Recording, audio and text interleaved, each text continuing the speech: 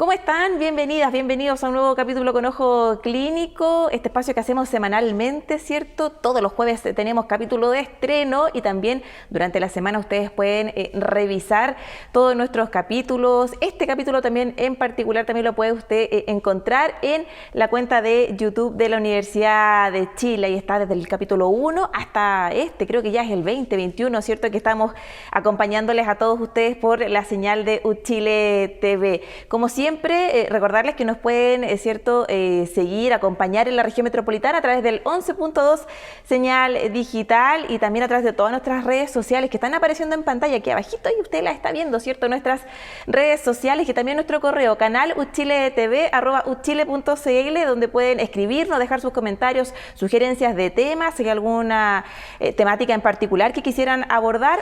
Bueno, tome su celular, escríbanos ahí por correo o su computador, ¿cierto? Y también pueden mandarnos preguntas, consultas a través de nuestro correo, canal uchiletv@uchile.cl. Hoy día vamos a estar hablando sobre la pandemia y sobre las consecuencias en el sistema de salud.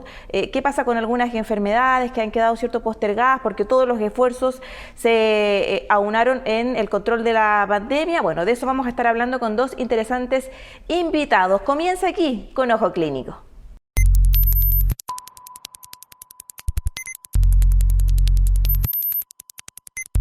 Y como es habitual, comenzamos nuestro programa revisando, ¿cierto?, las principales cifras, un resumen de lo que ha sido la situación sanitaria en nuestro país en la última semana. Comenzamos con los casos nuevos. En promedio se han registrado 1.335 casos nuevos diariamente, esto durante la última semana. Hemos visto un aumento de las cifras en los últimos días, ¿cierto?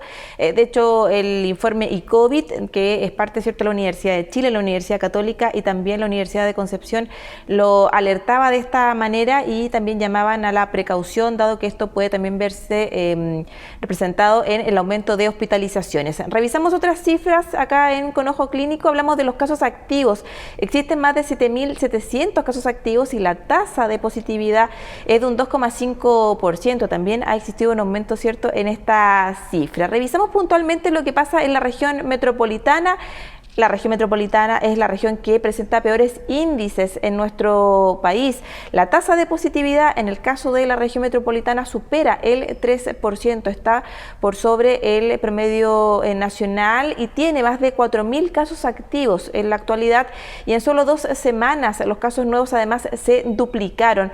Obviamente hay que tomar las medidas sanitarias respectivas. Nosotros en nuestro programa siempre hacemos mención a que hay que seguir cuidándose, a seguir con las medidas como el uso de mascarilla, también el distanciamiento social, el lavado constante de manos. La región metropolitana además es la región con más personas que no han recibido sus vacunas contra el coronavirus, una situación que también es muy importante de seguir atentos. Está el plan de vacunación, también estamos con un plan de vacunación de refuerzo, ¿cierto?, la llamada tercera dosis. Hablamos de las vacunas también, hablemos de las vacunas. Más de 4 millones de personas ya han sido inoculadas, ¿cierto?, con esta llamada dosis de refuerzo o tercera dosis. Sin embargo, según lo señalaban las autoridades del Ministerio de Salud, más de 1 millón de personas mayores de 18 años aún no se han puesto la vacuna contra el coronavirus y lo decía, ¿cierto?, el ministro Enrique París el fin de semana pasado.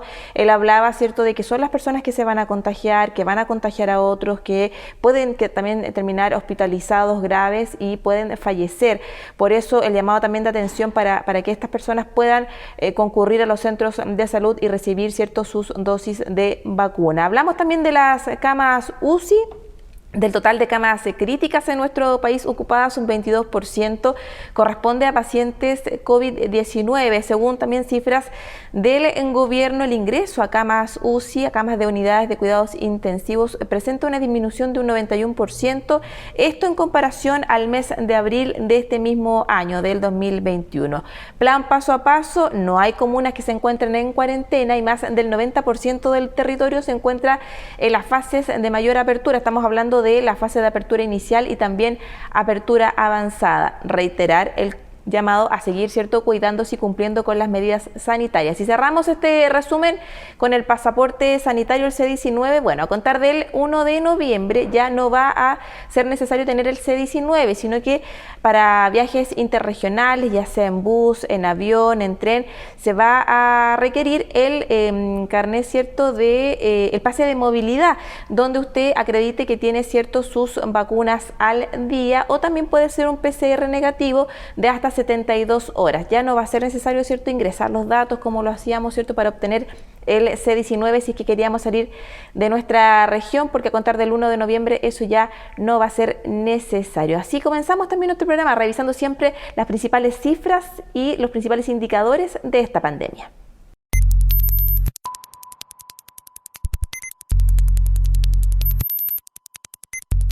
Sin duda, el COVID-19 afectó el funcionamiento de nuestro sistema de salud. Es una enfermedad completamente nueva para todos, ¿cierto? Y generó cambios también en los sistemas de salud, no solo de Chile, sino que también prácticamente de todo el mundo. La prioridad obviamente era combatir la pandemia, y eso hizo que se generaran cambios, modificaciones y también la postergación de atención de algunas otras patologías o enfermedades a raíz de la situación de emergencia sanitaria que se estaba viviendo en todo el mundo. Los hospitales, los centros de salud tuvieron que reorganizar, ¿cierto?, sus rutinas del día a día, cambiar algunas atenciones presenciales por atenciones de manera telemática. El uso de la tecnología, ¿cierto?, ayudó a que los pacientes pudieran seguir con sus controles, pero eso no fue una situación que pudieron, ¿cierto?, tener todos por igual, y también en muchos casos tener que dejar, ¿cierto?, de recibir atención o de brindar atención en tratamientos complejos con enfermedades como el cáncer, o también en complicaciones cardiovasculares o una diabetes, ¿cierto?, que son enfermedades que hay que tener un control seguido, ¿cierto?, de su situación para que todo esté bien. Operaciones además que llevaban meses y si no también años, ¿cierto?, tuvieron que seguir en espera. Las listas de espera que todos conocemos, ¿cierto?, y que es una realidad en nuestro país, también se han visto abultadas justamente por esta situación. Fueron reprogramadas algunas, las listas de espera, ¿cierto?, también crecen. A mediados del año 2021, de este año, ¿cierto?, ya existía más de 1.600.000 personas esperando justamente por una consulta médica. Otras cifras hablan de que 272.000 personas esperaban también por una intervención quirúrgica, y 100.000 de ellos llevaban más de 2 años justamente en esta situación. Cifras que no deberían para nada, ¿cierto?, alegrarnos, deberían más que bien preocuparnos frente a una situación tan compleja y tan importante como es la salud de las personas. Hace pocas semanas también la presidenta del Colegio Médico, Isquia Siches, señaló que también muchas personas no han podido acceder al sistema sanitario y que presentan patologías, por ejemplo, oncológicas o enfermedades cardiovasculares descompensadas. Algunos de ellos ni siquiera han podido, ¿cierto?, recibir un diagnóstico adecuado, certero, efectivo, a raíz, ¿cierto?, de la complejidad de la atención, porque llevábamos muchos meses donde todo el sistema estaba enfocado solamente al control de la pandemia. En este contexto, y además considerando las cifras del COVID-19 en relación al año pasado, es que el gobierno además decidió acotar las acciones del plan estratégico TTA, el testeo, la trazabilidad y también el aislamiento, lo que generó un montón de críticas y dudas desde el mundo, ¿cierto?, de la academia, desde el mundo de los salubristas, los expertos, sobre a cómo también se iba a hacer frente a la pandemia, que sigue entre nosotros con esta reducción o acotación, ¿cierto?, de las acciones del plan de testeo, trazabilidad y aislamiento, esto puntualmente en la atención primaria. Según cifras de los gremios también implica esto el despido de más de 8.000 funcionarios de la salud que fueron contratados específicamente a honorarios, ¿cierto?, para hacer control de la pandemia y hacer frente en los centros de salud, en los hospitales, en los distintos lugares, con el objetivo de también retomar las atenciones, ¿cierto?, de salud desplazadas a lo largo, ¿cierto?, de los meses de pandemia. La idea del gobierno, además, reducir, es cierto, las camas críticas para aumentar las camas de cuidados intermedios y así también movilizar y poder reducir las listas de espera tanto en la atención ambulatoria como también en quirúrgica. ¿Es esta una buena estrategia? es una buena acción la que está tomando, una buena decisión la que está tomando el gobierno y las autoridades del Ministerio de Salud. ¿Cómo hacer frente a esto, cierto? Vamos a seguir en pandemia, va a haber un aumento en la demanda de atenciones de quienes no han podido controlarse por diversos factores, ¿cierto? Durante el último año y medio. ¿De qué manera va a impactar esto en el sistema? ¿Qué hay que hacer? ¿Cuáles son los desafíos que tenemos por delante? Es parte de las preguntas y de las respuestas que vamos a estar, cierto, analizando y contestando con nuestros invitados en nuestro espacio del día de hoy.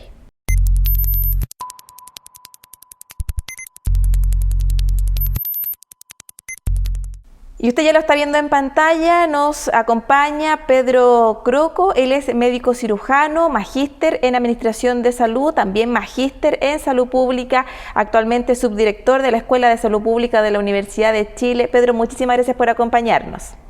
Muchas gracias por invitarme y es un placer estar con ustedes, Maritza. El placer es nuestro, profesor. Vamos a estar hablando sobre el impacto, cierto, de la salud pública, en la salud pública, cierto, de la pandemia. Y partamos por esa pregunta, cierto. A nivel general, ¿cuál cree usted ha sido el impacto real que ha tenido la pandemia en el acceso de atenciones de salud? ¿Cómo lo ha podido ver usted? Llevamos más de un año y medio, cierto, en esta situación y hay varias atenciones, enfermedades puntualmente también que se han visto más complicadas a raíz de esta pandemia. Claro, sin duda que ha tenido un impacto en el acceso, pero probablemente lo más importante es compartir qué entendemos por acceso. Porque acceso, si uno lo mira exclusivamente desde el punto de vista del lenguaje español, lo que dice la Real Academia Española, es la acción de llegar o acercarse. Y la verdad que en salud pretendemos un poco más que eso. La verdad que no es suficiente con llegar o acercarse. Entonces este tema de acceso ha sido muy discutido durante los últimos decenios, la verdad, y se le ha incorporado ya un concepto que tiene que ver no solamente con la demanda, o sea, la acción del individuo de acercarse, sino también dos conceptos importantes que son el tema de la necesidad y el tema de la efectividad.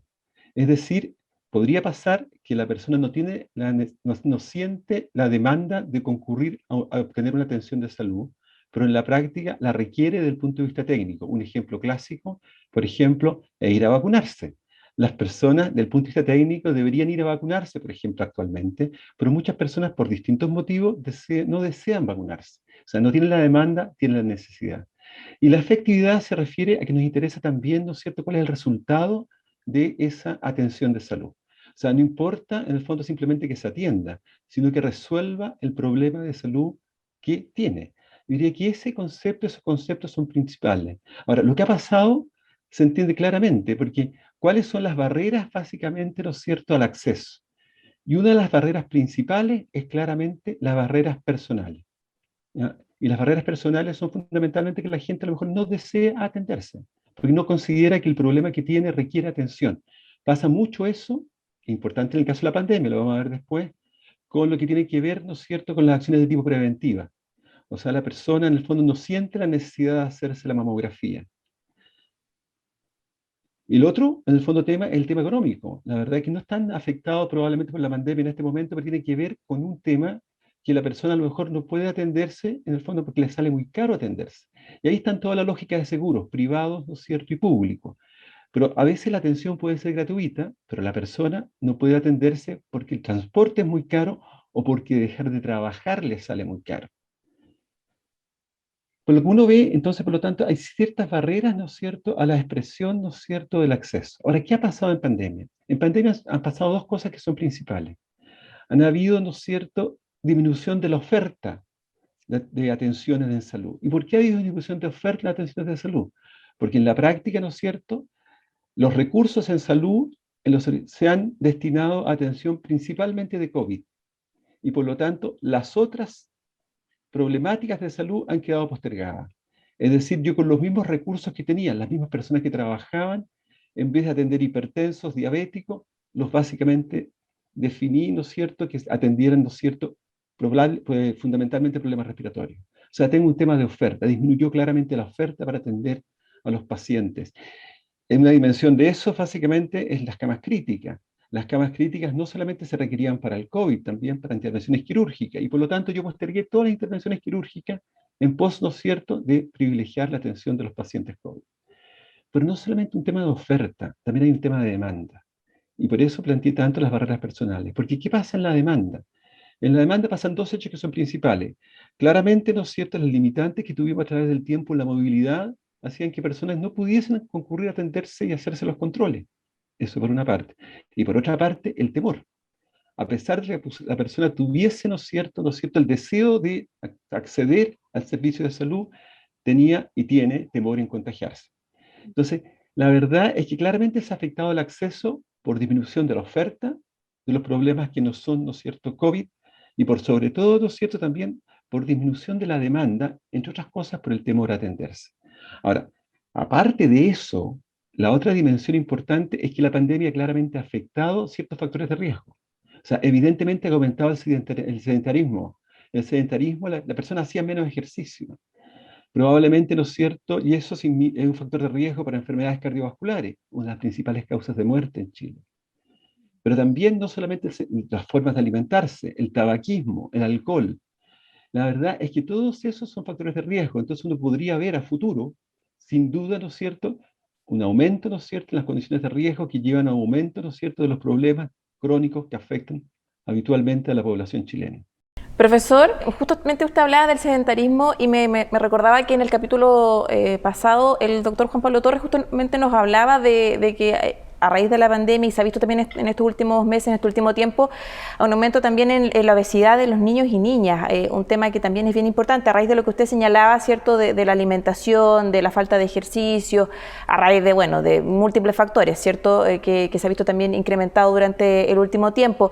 Quería preguntarle por otra cosa también que usted señaló en esta conversación, hablaba de la prevención, ¿cierto?, de aquellos exámenes que realmente nosotros no nos hacemos a raíz de que no estamos conscientes quizás del impacto o de lo importante que es realizarse una mamografía, el ejemplo que usted hacía. ¿Siente ahí que faltan campañas justamente a raíz de esto, mayor información para la gente, concientizar a realizarse este tipo de exámenes, a decir, ok, estamos en una pandemia, pero hay que seguir con controles? ¿De qué manera también conjugar todo eso? O sea, de hecho, es uno de los grandes temas que tenemos fundamentalmente. Pero o sea, de hecho, estaba leyendo, por ejemplo, se dejaron de hacer 120.000 mamografías durante la época de pandemia. Y la verdad, o sea, ¿y qué implica eso? Porque ¿para qué es la mamografía? Es para el diagnóstico precoz de un problema. Entonces, lo que te puede pasar a futuro, en el fondo, es que tú vas a detectar los problemas en un estado bastante más avanzado, con las implicancias que tiene para la salud de esa persona, pero también, ¿no es cierto?, para el sistema de salud, porque son atenciones más costosas. Entonces, claramente uno ve que especialmente en acciones de tipo, ¿no es cierto?, diagnóstico precoz, ha habido, ¿no es cierto?, un impacto muy negativo de la pandemia por razones obvias y hasta cierto punto justificadas. En el fondo, lo que veíamos básicamente que yo justamente dediqué los recursos que tenía a atender a privar atención del COVID. Pero también por este temor, ¿eh? Porque claramente muchas personas, frente al hecho de que aunque tuviesen la posibilidad de hacerse la mamografía, dicen, ¿sabe que yo no voy a subir ese riesgo? Porque yo asocio un establecimiento de salud con un mayor riesgo de contagio, porque hay más gente enferma ahí. Entonces, la verdad es que a futuro, en el fondo, indudablemente deberíamos incluso recuperar y superar los niveles que teníamos antes de estos exámenes de tipo preventivo.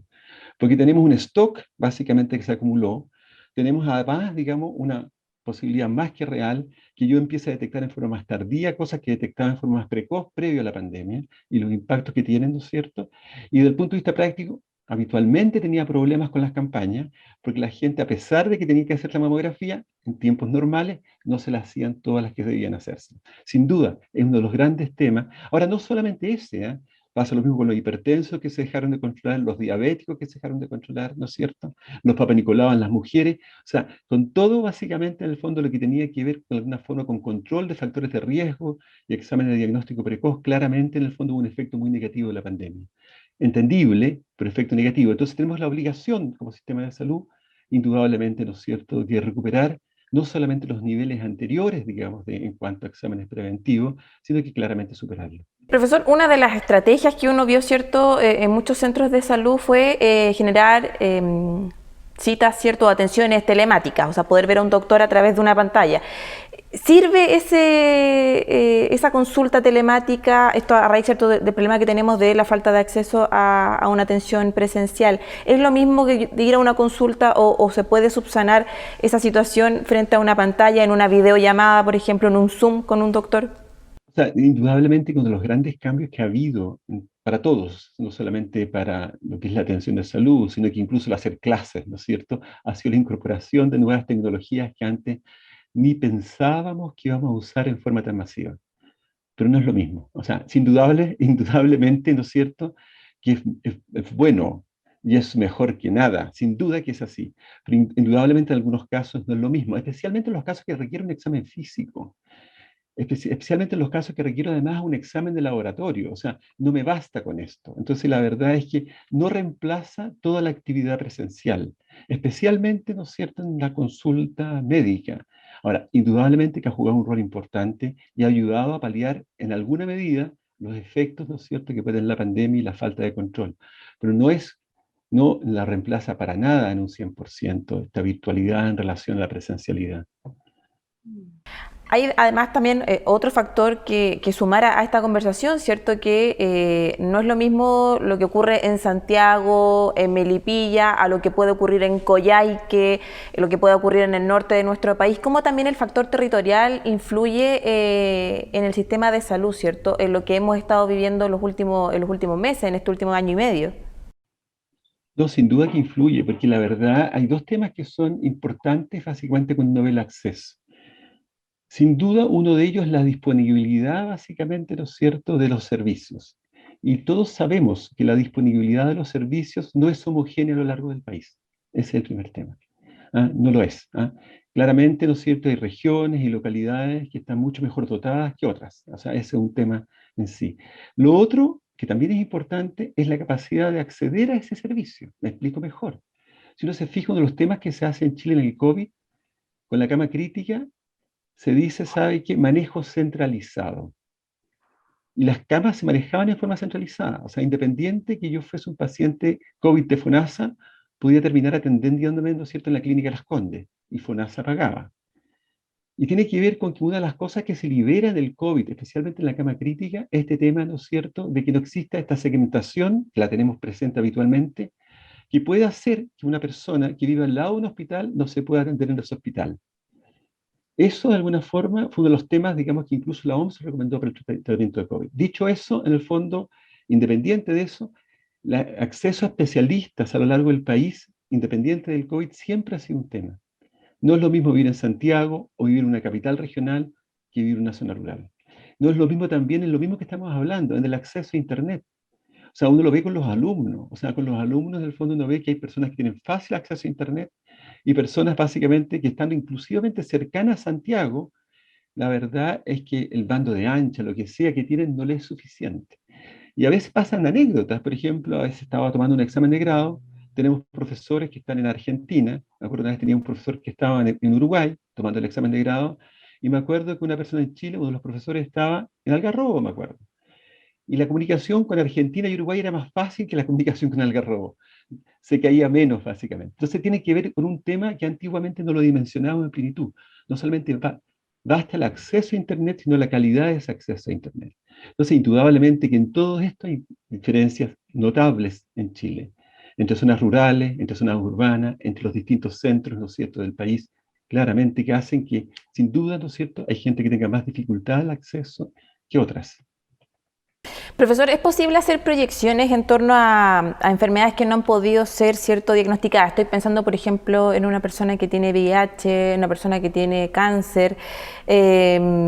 ¿Hay alguna cifra actualmente que uno pueda analizar, algún catastro, cierto? Porque obviamente la pandemia sigue entre nosotros, va a ir bajando, pero y lo veía también no solo en Chile, sino que revisaba prensa de otros países, Perú, Argentina, y hay también preocupación de lo que pueda pasar ahora con las personas que no se trataron, que no siguieron tratamiento, que no hicieron sus exámenes preventivos, y puede también haber un colapso en el sistema. No sé si hay alguna posible proyección en nuestro país.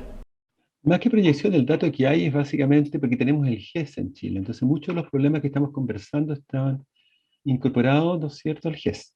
Y tenían, si ustedes se fijan en las medidas que se toman, que también es razonable, es decir, sabe que durante el tiempo de pandemia, ¿no es cierto?, no van a necesitar cumplir con las garantías GES, que habían garantías de oportunidad, entre otras cosas.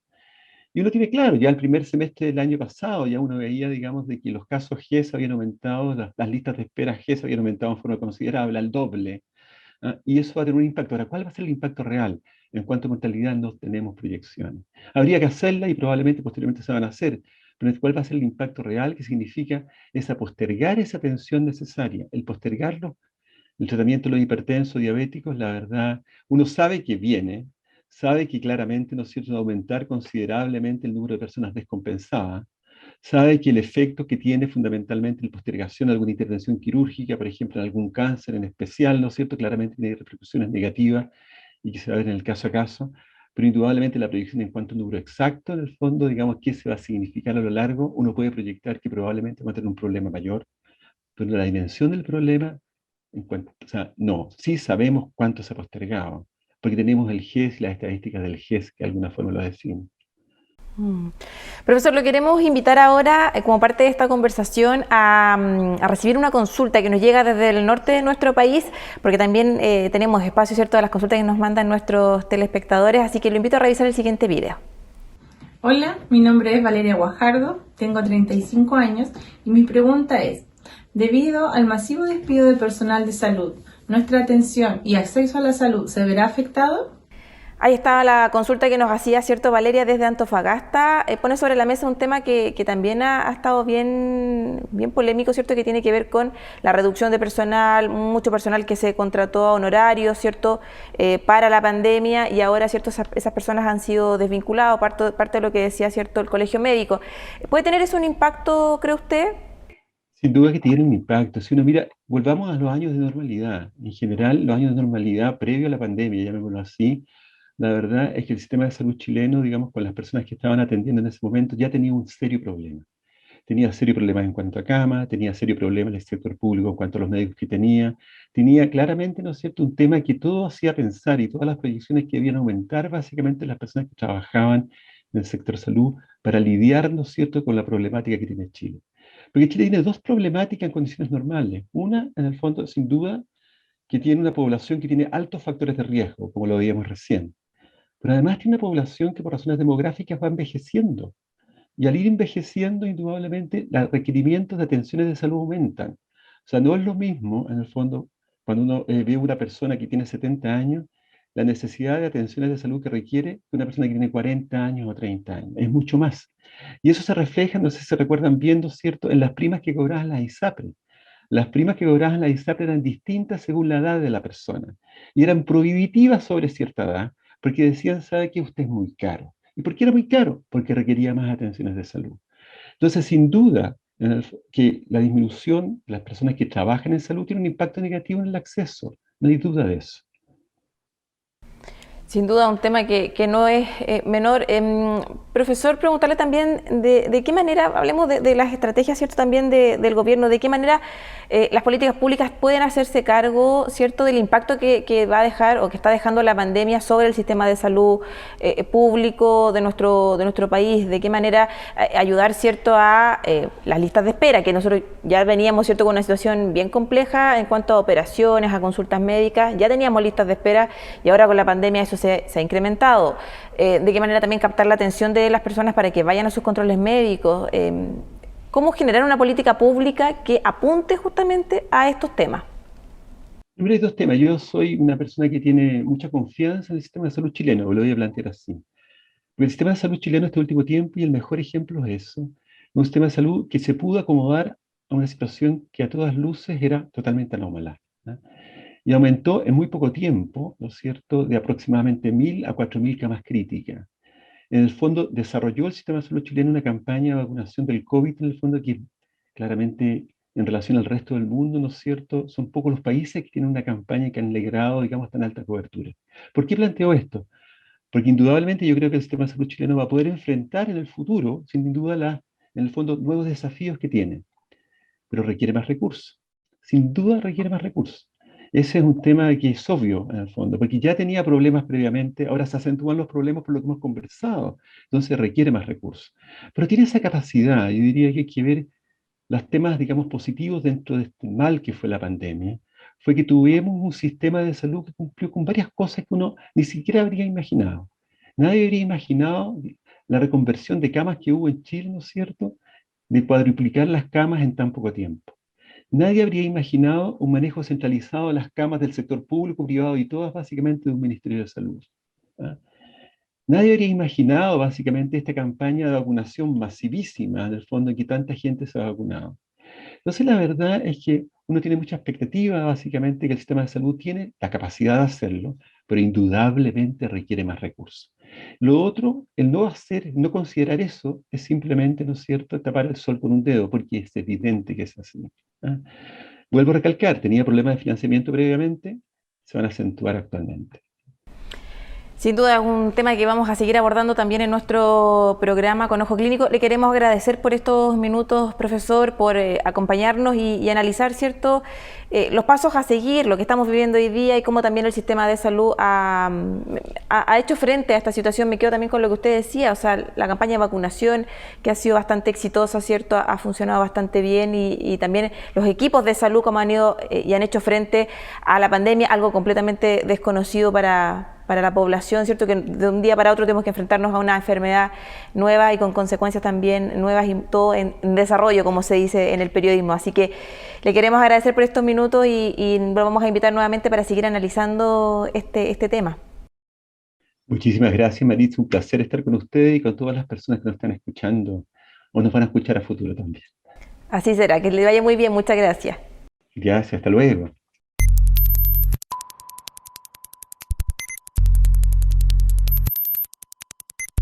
En nuestro programa con Ojo Clínico siempre tenemos cierto espacio para información relevante, interesante, que a todos ustedes les puede servir. Vamos a hablar ahora sobre las consecuencias gastrointestinales del COVID-19, porque fíjese que hay varios pacientes que han sufrido de esta infección, de esta enfermedad, y luego de su recuperación siguen presentando algunas molestias, algunas situaciones, ¿cierto?, incómodas con su sistema gastrointestinal. Para esto los invito a revisar el material de la doctora Ana María Madrid. Ella es parte del Hospital Clínico de la Universidad de Chile y nos explica justamente qué pasa a nivel gastrointestinal con el COVID-19. Mire.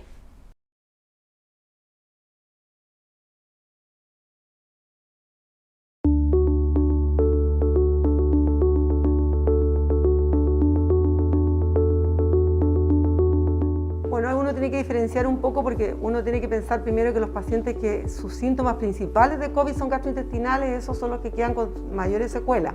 En general los pacientes pueden hacer lo que nosotros llamamos intestino irritable postinfeccioso. Estos pacientes pueden quedar con diarrea crónica que puede durar un tiempo prolongado, puede durar unos meses o finalmente se puede mejorar sola, pero fundamentalmente quedan con dolor abdominal, náuseas, pacientes que quedan con síntomas dispépticos en el sentido de que tienen sensación de pesadez postprandial, pacientes que tienen distensión abdominal, que tienen dolor abdominal crónico. Eso significa que las molestias duran más allá de 6 meses. Probablemente todo esto se podrá mejorar, pero no sabemos porque todavía no llevamos suficiente tiempo para saber en cuánto tiempo se van a mejorar estos pacientes. Así que yo por ahora solo puedo decir que los pacientes sí tienen más síntomas gastrointestinales después del COVID, especialmente aquellos que como principal síntoma son los síntomas gastrointestinales en el momento de su crisis.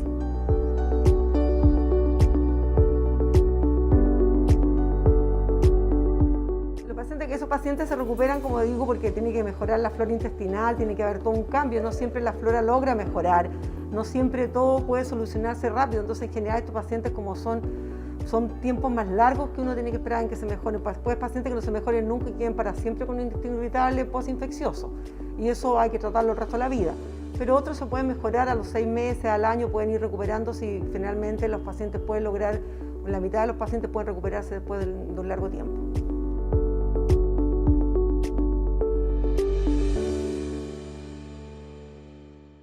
Y después de esta interesante información, los invito a todos a que hagamos una breve pausa. Vamos a revisar, ¿cierto?, parte de la tanda publicitaria de nuestro canal, ¿cierto?, donde ustedes también se va a poder informar de los otros contenidos que tenemos en Uchile TV. Y a la vuelta de eso seguimos con más conversación, más entrevistas en Con Ojo Clínico.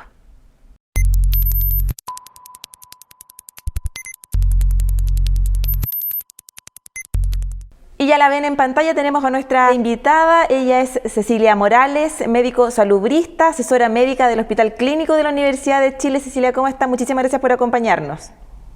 Hola, muy bien. Buenas tardes. ¿Cómo están? Muy bien, muy bien. Aquí estamos haciendo este programa siempre, ¿cierto?, dedicados en torno a temas que tienen que ver con la salud y en este caso obviamente con la pandemia. Queríamos preguntarle para comenzar esta conversación sobre las secuelas que ha dejado, ¿cierto?, la pandemia, pero principalmente en el funcionamiento del sistema de salud, ¿cierto? Hemos visto cómo la atención se ha visto mermada en algunas otras patologías. Obviamente estábamos en una situación compleja, ¿cierto?, de pandemia, y todos los esfuerzos se enfocaron y se ¿cierto?, dirigieron hacia este control de esta pandemia. Pero ¿cuál diría usted que es la principal secuela que hoy día tenemos en nuestro sistema de salud a raíz de la pandemia del coronavirus? Marisa, mira, yo creo que hay dos elementos que son difíciles de priorizar uno por sobre otro, que son los más, yo diría, importantes como secuela, básicamente en relación a cuánto afectan a la población. Y tiene que ver con, uno, la cantidad de actividades retrasadas que hay en términos de prestaciones de salud. O sea, durante la primera ola en el año 2020, como todo el mundo, digamos, tuvo conocimiento, se suspendió prácticamente hacia mediados, finales de marzo, la atención de la mayoría de las actividades electivas, tanto hospitalarias como en atención primaria, para la gran mayoría de las personas, y eso afectó también, digamos, a muchas actividades que ocurrían en el sistema privado de salud. O sea, fue en realidad una cosa que ocurrió a nivel de todo el país y de toda la atención. Eso, bueno, obviamente generó y está una medida que fue muy justificada, porque en ese momento estábamos enfrentándonos a un fenómeno absolutamente desconocido, la emergencia, digamos, de un nuevo virus, que se estaba recién describiendo cuál iba a ser la historia natural de esa enfermedad, y por lo tanto todas esas medidas de precaución estaban muy justificadas.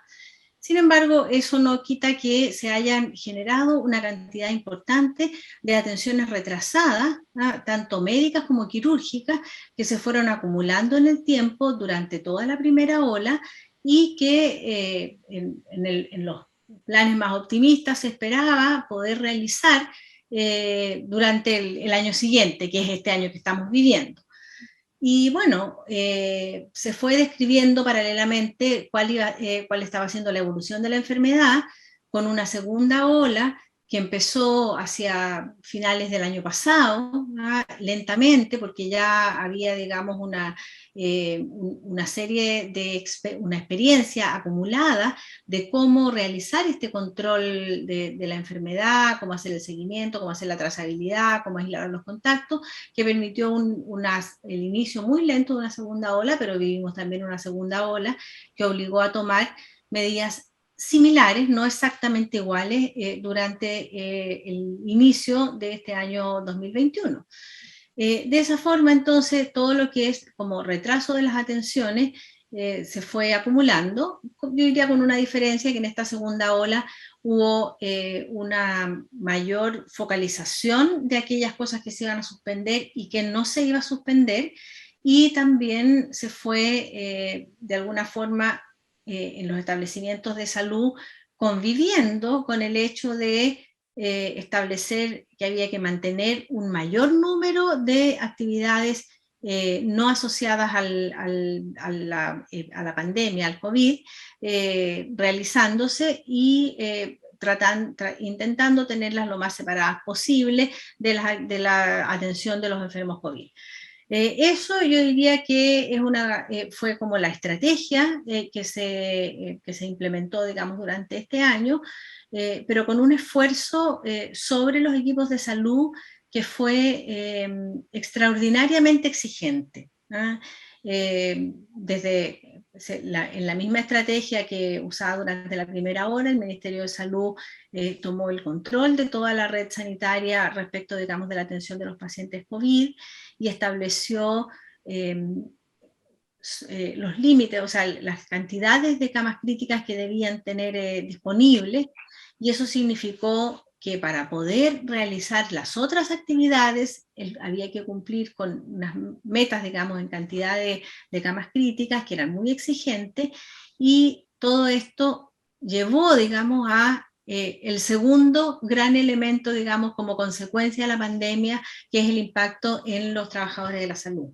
Porque finalmente se llegó a un punto en que ya no había más personal que contratar, se fue contratando progresivamente en el sistema en general, no en un hospital o en otro en particular, en el sistema en general, contratando a todo el personal sanitario, incluso, digamos, las personas que iban recién egresando y obteniendo sus títulos, para las distintas labores que había que realizar, para reforzar turnos, para distintas actividades, digamos, clínicas que se iban generando, seguimiento de pacientes, en atención primaria todo lo que tiene que ver con el testeo, trazabilidad y aislamiento. Entonces, esto requirió, digamos, de una cantidad muy importante de personal sanitario, y para las funciones más específicas, las funciones, digamos, de cuidado de los pacientes críticos hospitalarios, indudablemente se requiere personal que tenga determinadas competencias, destrezas, digamos, y conocimiento, y por lo tanto ahí básicamente lo que ocurre es que hay una fuerte carga que tiene que ver con trabajar en turnos adicionales.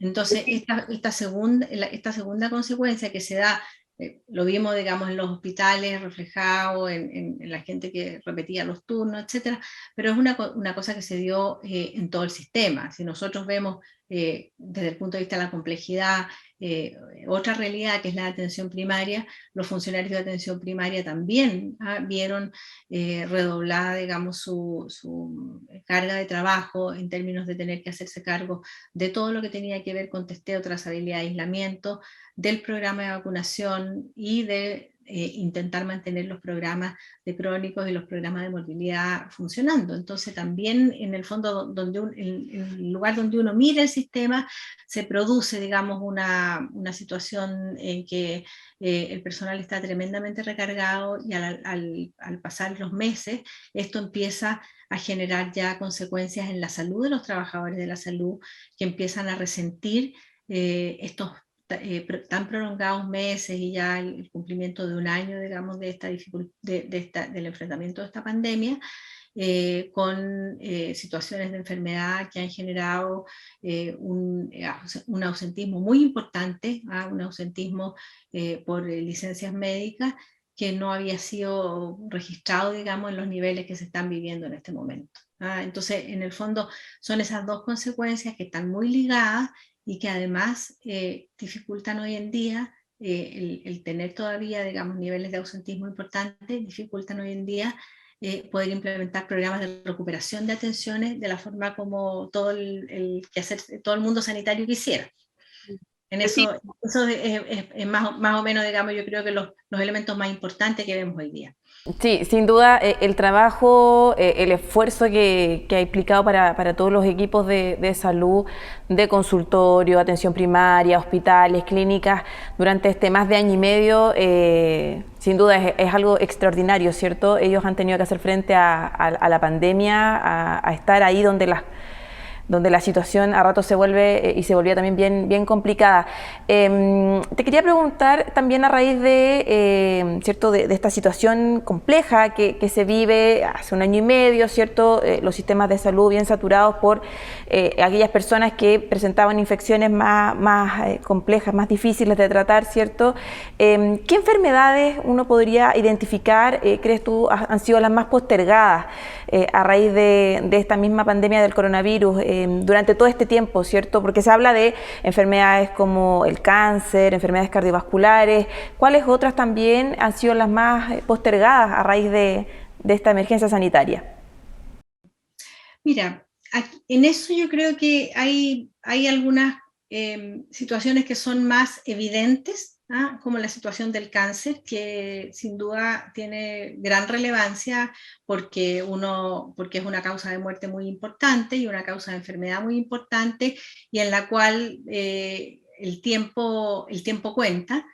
Sin embargo, hay que tener presente que esa situación en que el pronóstico de la enfermedad esté tan ligada al tiempo de tratamiento se da en el cáncer con mucha claridad, pero se da también en muchas otras enfermedades en que a lo mejor no lo tenemos tan claro.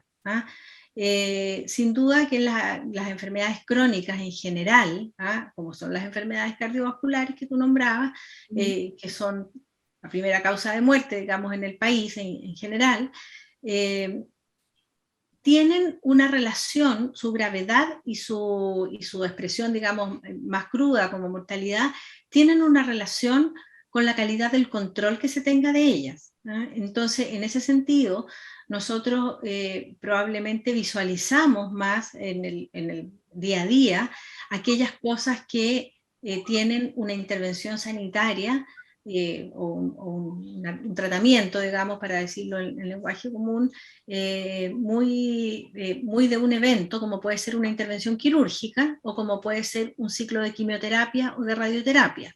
Entonces, en ese sentido, en las enfermedades oncológicas, nosotros visualizamos con mucha claridad lo que no se ha hecho, ¿ya? Y sin duda que es muy importante para las personas porque se están jugando el tener un mejor o un peor pronóstico.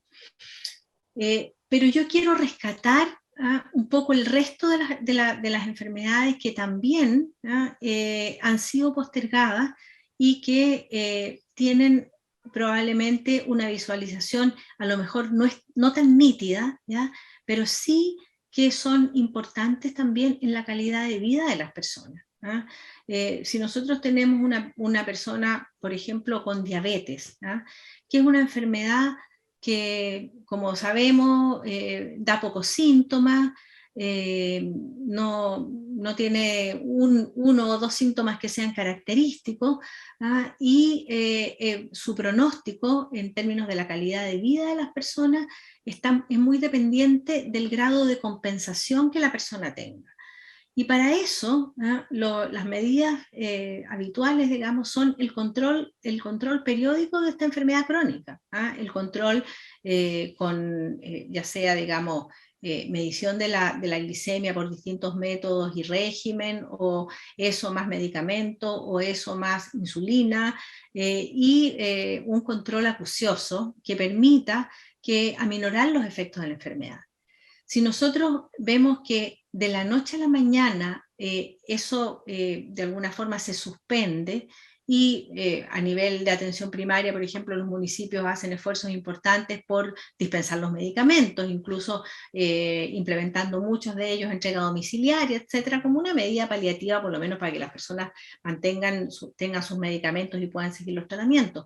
Pero obviamente que dispensar los medicamentos no es lo mismo que la persona acuda a control, que se hagan los exámenes, que se vea eso con su historia clínica, cómo ha ido evolucionando, que se puedan hacer los ajustes que se requiere. Y estos elementos son elementos que también nosotros tenemos que tener en el panorama de las consecuencias, digamos, de la situación que estamos viviendo. Yo vuelvo a decir, me parece que en el momento en que se suspendieron esas atenciones, no teníamos más elementos, digamos, de protección que el distanciamiento físico de las personas, y por eso, para poder enfrentarlo, la medida necesaria fue en su momento decretar restricciones de movilidad, restricciones de asistencia a lugares de concurrencia masiva, etc. Sin embargo, no podemos pensar que porque eso es menos evidente, tiene menos consecuencias. Y tenemos que poder en algún momento mirar que eso nos va a marcar probablemente, nos va a hacer una marca en nuestros indicadores de control de salud y de evolución de la enfermedad. Los vamos a ver en algún momento. Sí, te quería preguntar también del tema de las operaciones. Hablábamos, ¿cierto?, de las enfermedades tan comunes en la población como el caso de la diabetes, pero te quería preguntar también por las operaciones, ¿cómo ponernos al día con la lista de espera que ya antes de la pandemia, ¿cierto?, era un tema de preocupación, que ahora obviamente se han visto incrementadas a raíz también de esta situación puntual de la pandemia? ¿Existe algún plan? ¿Cómo poder subsanar esa situación? Bueno, sí, el Ministerio de Salud, yo diría que desde mucho antes de la pandemia ha habido, digamos, bastante preocupación por el tema de las listas de espera quirúrgica, y en ese sentido hay una base de información, de registro y de información de las listas de espera de acuerdo, digamos, a la intervención por la cual la persona está esperando. Y ese registro, que es un registro unificado nacional, ha permitido por lo menos tener una magnitud de cuántas son las personas, y la última cifra que entiendo que se ha dado a conocer son alrededor de 280.000 personas. Eso durante la discusión de la ley de presupuesto del año pasado, se aprobó una cantidad de recursos asociados, digamos, a ese plan, con el fin de elaborar y ejecutar durante el año 2021 un programa de resolución de listas de espera quirúrgica, en que el Ministerio de Salud hizo un llamado como licitación, tanto a los prestadores públicos, o sea, a los hospitales públicos en sus horarios no institucionales, y a prestadores privados también a presentarse para realizar estas intervenciones. Eso, digamos, como te digo, los recursos se aprobaron en el presupuesto para este año, y más o menos por ahí, por febrero, FONASA hizo el primer llamado, que está en este momento, ya fue adjudicado, se definieron qué establecimientos iban a realizar qué tipo de intervenciones en relación a qué especialidades podía realizar. Cada establecimiento postuló a qué especialidades podía realizar. El Hospital Clínico de la Universidad de Chile postuló prácticamente a todas las especialidades quirúrgicas del adulto, digamos, en realidad a todas las especialidades quirúrgicas del adulto, y algunas de ellas en niños, porque el Hospital de la Chile es un hospital que es básicamente de atención de adultos, neonatos también, digamos, pero en la parte pediátrica tiene básicamente, en algunas áreas de especialidad como otorrino, oftalmología, también vemos niños, pero en lo general son adultos. Entonces el hospital postuló también, como otros hospitales públicos, para la resolución de estas listas, y eso es un programa que en este momento está funcionando, pero que uno, cuando ve, digamos, un poco las dificultades para ejecutarlo, se da cuenta también que este primer llamado, que está llamado, digamos, para funcionar de aquí hasta diciembre, de ninguna manera va a dar cuenta de las listas de espera. O sea, lo que en el hospital nosotros vemos, por ejemplo, es que nos llegan los listados de referencia, y en esos listados de referencia las personas llevan un tiempo más o menos largo esperando, no tienen sus exámenes al día, no se cuenta, digamos, con los exámenes, por lo tanto, exámenes, por lo tanto, como resultado de esto, hemos visto que, salvo en algunas especialidades que son más bien puntuales, como el caso de oftalmología con cataratas, en que en general es una intervención que, si bien es de alta complejidad, es muy rápida y es ambulatoria, en el resto de las intervenciones en general el proceso de reestudio para actualizar las condiciones de esas personas y poder intervenirlas ha sido mucho más largo de lo que nosotros esperábamos. Esperábamos en realidad haber tenido disponibles, por ejemplo, en plataformas de información, los exámenes que tenían las personas en su centro de origen. Y eso, digamos, no ha estado disponible en una cantidad importante de casos, y nos ha dificultado bastante, nos ha enlentecido el trabajo. Una situación, claro, que hay que ir trabajando día a día. La queremos invitar, Cecilia, ahora a revisar una consulta, porque en nuestro programa también tenemos espacio para el público, para las dudas que llegan de nuestros televidentes. Le invitamos a revisar el siguiente material. A propósito del COVID y los atrasos respecto al acceso de la salud, ¿seguirán aumentando los tiempos de espera para atender otro tipo de patologías? Ahí estaba la consulta que nos llega desde Teno. Particularmente consultaba, ¿cierto, Camila, si seguirán aumentando los tiempos de espera para atender a otro tipo de patologías? ¿Qué le podemos responder, Cecilia? Bueno, yo lo que creo que le podemos responder a Camila es que existe un plan cuyo objetivo es ir resolviendo a las personas que están en espera. Ese plan es un plan ministerial que tiene recursos, en lo cual, que está administrado por FONASA, y que FONASA está llamando a distintos hospitales a que puedan realizar estas intervenciones. Lo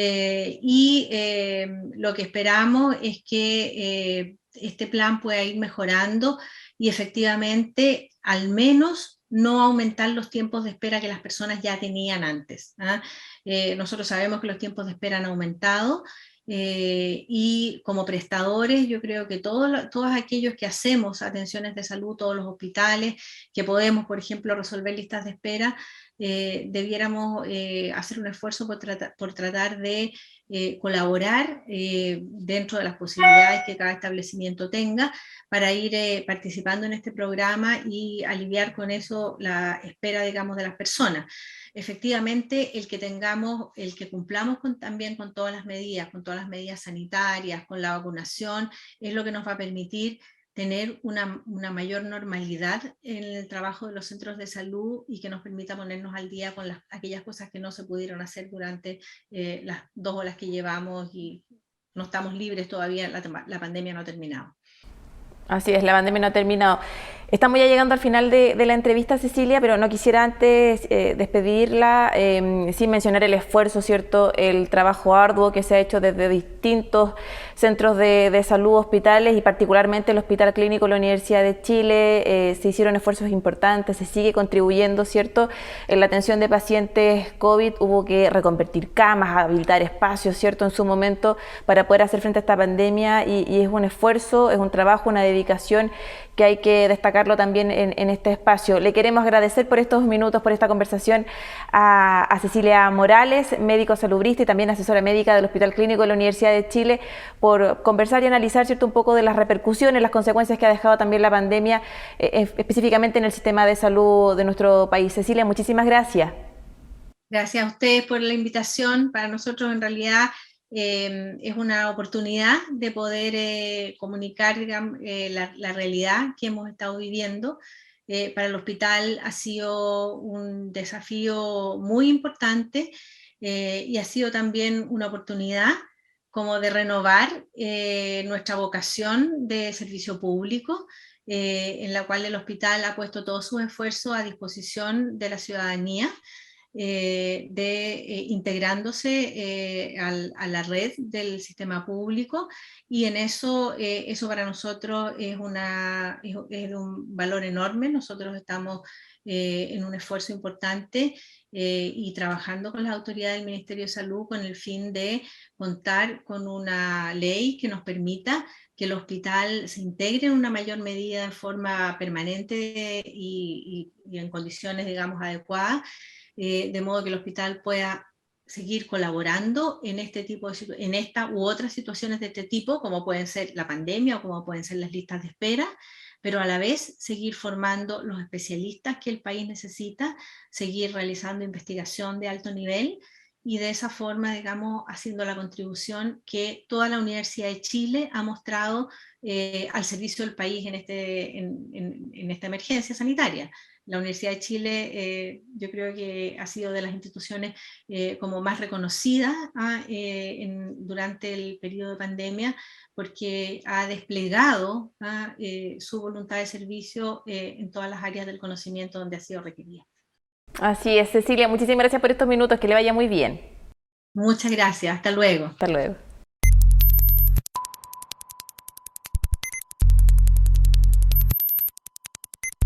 Estamos ya llegando al cierre de este capítulo donde nos enfocamos en hablar sobre el impacto de la pandemia en el sistema de salud nacional. Obviamente esto ha generado un impacto, ha hecho de que muchos pacientes, ¿cierto?, no puedan seguir con sus controles. Varias enfermedades, ¿cierto?, han tenido un agravamiento en cuanto a los pacientes, ¿cierto? Estamos hablando de complicaciones cardiovasculares, controles de diabetes, hipertensión, también las enfermedades oncológicas.